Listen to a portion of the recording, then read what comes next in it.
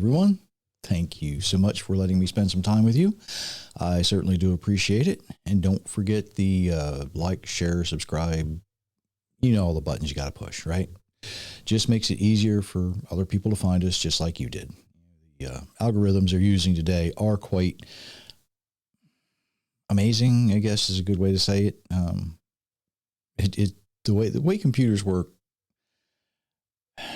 irritate me as much as fascinate me. And I'll just leave that there. Something I apparently have been neglecting to do, and I was reminded of it. Somebody was kind enough to send a message and say, "Hey, you haven't been given the books site." So author Jerry Mitchell's where the books are sold. Want to do that before I forget again. So there we are. Oh my goodness. You know, when you're running a one-horse show, right? If I don't put it in my notes, I forget. And I don't usually put that in my notes. I'm supposed to remember it. I should be smart enough to remember that, but not always. Not always. Now, on to what I want to talk about. And this actually comes from something, a conversation last week, I believe it was. And it was about how our Creator is described in different places in the Bible. And, you know, in quite a few places, he's seen as sitting on his throne. Right? That's what a king does. He sits on his throne. He's doing the things that he does. He's continuing to create. He's speaking with people. You know, we see that Job chapter 1, he's speaking with Satan, right? Satan comes strolling across the throne room, and it starts a conversation. There's a partial transcript of the conversation there. Sometimes we see him walking, you know, like when he hides Moses at the cleft of the rock in Exodus 33, right? But something happens when he stands up, and it is much, much different. Now, when earthly kings are sitting in their court, they're sitting on their throne, and we could say court is in session, right? People bring petitions to the court. You know, they say the things they want to say. And then after all of the testimony has been given, the king thinks for a moment, and he will stand up and announce his judgment. Right? Now, depending on the petition, it may or may not be a matter of life and death. It could be various things. You know, if we look at Daniel chapter 6, for instance, the leaders wanted to find a way to trap Daniel. So they said, "Hey, king, for 30 days, just sign this decree that says nobody can pray to any god or any king or anybody else except you for 30 days. And if they do, well, they get thrown into a den of lions." And the king says, "Well, that's a good idea." So he signs the decree, right? He stands up, goes over to his table, signs the decree. That's the way it worked. You know, you didn't sign it while you were still on the throne. It wasn't brought to you. You had to actually get up and go to the royal table and sign the decree. When our Creator stands up, it's different. His decision is absolutely final. It is universal. There is no appeal. There's no way that anyone or anything in heaven or on earth will be able to change anything that he has decided. Once his decision, once my mind's made up, my mind's made up. And because he is God, he can do that. And it's never a good day for his enemies, right? It's just never a good day for his enemies. It's not going to. When he stands up and passes judgment, you don't want to be on the wrong side, right? Psalm 68 begins, "God arises, his enemies are scattered, and those who hate him flee from his presence.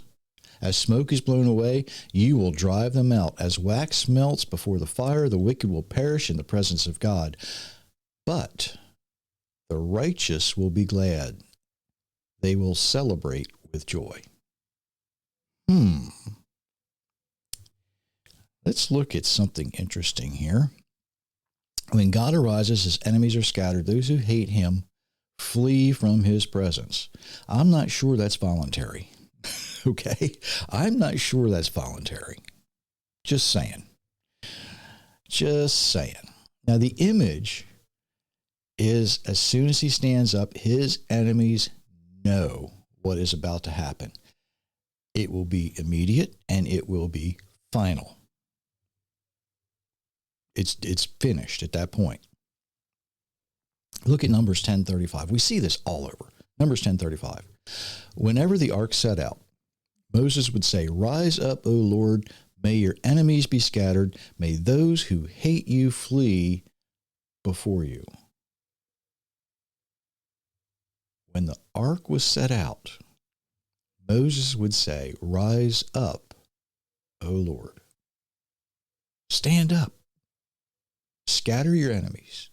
Get rid of the people who hate you. Isaiah 33. The people flee the thunder of your voice. The nations scatter when you rise. When God stands up, it's never a good day for his enemies. And of course, I cannot not include, double negative there. I have to include Psalm 82. God presides in the divine assembly. He renders judgment among the gods. And that judgment that is so final is that divine beings who have rebelled against him will suffer the same fate as mankind who rebels against him. It's that simple. There's no place to run. There's no place to hide. When he stands and he speaks his decision, it is final.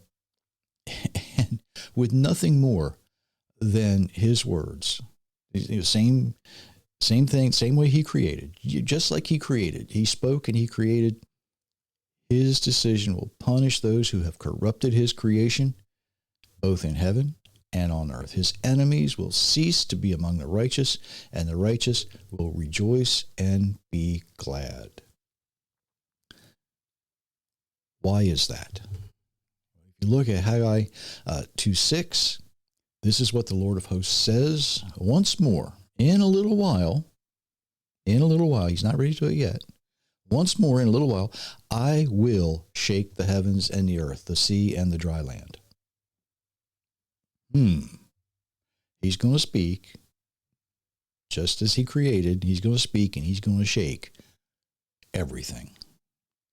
Joel 3:16, the Lord will roar from Zion and raise his voice from Jerusalem.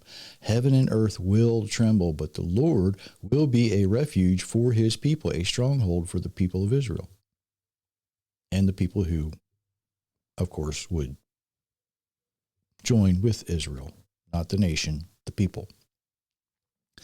The only way that you're going to survive this, the only way you're going to survive his wrath, his judgment, his shaking, is to live the way we're designed to live, to listen to his voice, obey his commands. You know, the suggestions of mankind, the doctrines of your denomination, even the things your mama told you, right? They're not going to have any weight. There's no tradition that you practice, no words in the songs that you sing. None of that's going to matter. The only thing that's going to matter are the words of our Creator. His words are the only words that offer life now and after we leave this earth. When our Creator stands to pass judgment,